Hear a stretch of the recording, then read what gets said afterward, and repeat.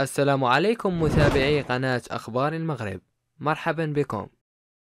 تزامنا مع تواجد الملك محمد السادس بفرنسا التي حل بها قادما من الولايات المتحدة الأمريكية، كشف موقع لو باريزيان الفرنسي عن لقاء دار بين الملك محمد السادس يوم السبت والرئيس الفرنسي فرانسوا هولاند بحضور شخصيات معروفة قرب ساحة الجمهورية، وبالتحديد بمقهى فيليب مشهور عالميا.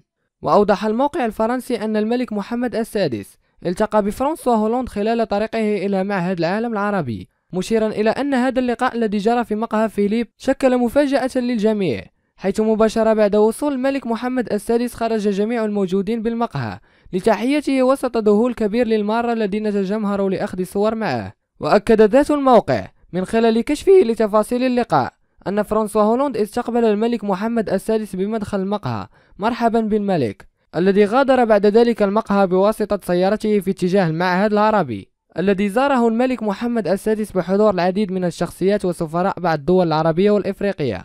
وأشارت لو باريزيان أن فرانسوا هولاند تناول وجبة الغداء بالمقهى المذكور رفقة مجموعة من أصدقائه من أجل تقديم الشكر والامتنان له، وذلك قبل ساعات من نهاية مهمته كرئيس فرنسا.